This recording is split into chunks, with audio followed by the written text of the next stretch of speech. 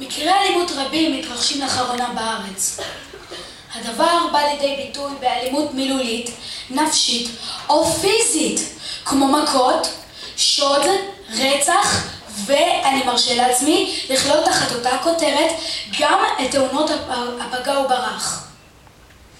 פועל היוצא מהאלימות הנה תחושת חוסר הביטחון אשר הולכת ומתפשטת בין אזרחי המדינה, אשר לא אחת נפגעו וחלילה נהרגו, לא משום שהיו המטרה, אלא משום שהיו במקום הלא נכון ובזמן הלא מתאים. קהל נכבד, שמירון ליבוביץ', תלמיד כיתה ו' בבית הספר רעות בגדרה. הנושא אותו בחרתי להביא בפניכם, כפי שכבר הבנתם בפתח דבריי, הינו האלימות בחברה הישראלית ותחושת הביטחון האישי.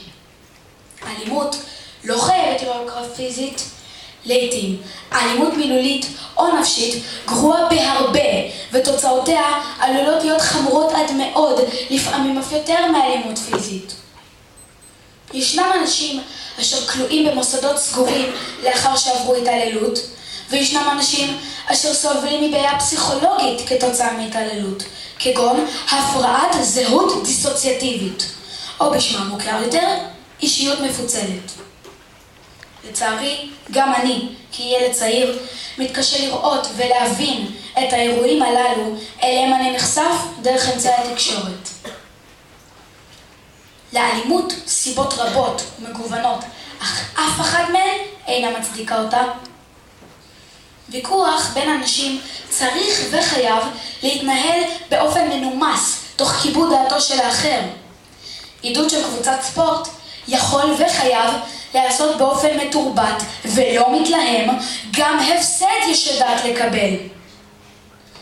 גם אנשים אשר נגררים לאורח חיים פסול, כגון שימוש בסמים, מהווים סכנה לציבור, בין אם בצד הפיזי או כתוצאה ממעשי גניבה הנגררים לעתים לשוד. הסיבות לאלימות, כפי שאמרתי, רבות ומגוונות. אנו האזרחים חייבים לדעת להתעלות על עצמנו, להפגין אורך רוח וסובלנות כלפי הסובבים אותנו, ולקבל ולדעת שלאנשים מותר לחשוב שונה מאיתנו. כפועל היוצא מהאלימות המתגברת, תחושת הביטחון האישי שלנו פוחתת ודועכת. אני שמעתי מזקני השבט המשפחתי שלי, שפעם היו יוצאים מבית, ולא תמיד הקפידו לנעול אותו. פעם היו משאירים בקבוקי חלב ריקים מחוץ לדלת הכניסה, עם הכסף הדרוש להחלפתם בבקבוקי חלב מלאים, ואף אחד לא חשב להעלים את הכסף. פעם הסתובבו ילדים בחשיכה, בחופשיות, ללא פחד ומורא. בקיצור, פעם לא סגרו הכל, לא גידרו הכל, והכל התנהל במנוחות. אני לא יכול שלא להיזכר בסיפור הממחיש אולי את ההבדל בין אז להיום. כמה אנשים שהיו סגורים אז, בימים ההם, במוסד לחולי רוח, ביקשו לברוח. לא ידעו כיצד להחליט. אחד אמר, נעמיד סולם על הגדר, נעלה ונקפוץ. השני אמר, נחפור תעלה מתחת לגדר ונעבור דרכה. השלישי, שהיה מנהיג, אמר, אני יוצא לשטח ואז נחליט. חזר ובעצב הכריז, אי אפשר לברוח. למה? שאלו האחרים. והתשובה לא איחרה לבוא, אין גדר. אז אני הילד שואל את עצמי, אם זה יכול להיות פעם, למה לא היום? למה שאצטרך לחזור באור יום מפחד העלול לקרות אותי בחשיכה? למה ולמה ולמה?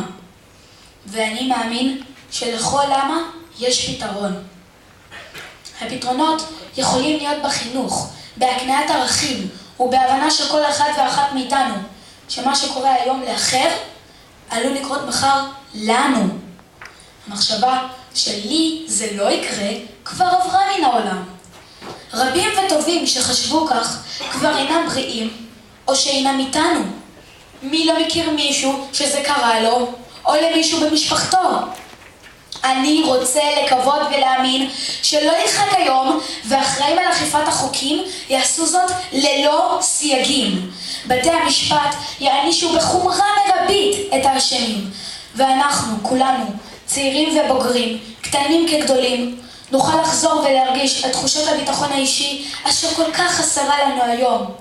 ועם תקווה זו לא נותר לי אלא להודות לכם על תשומת הלב.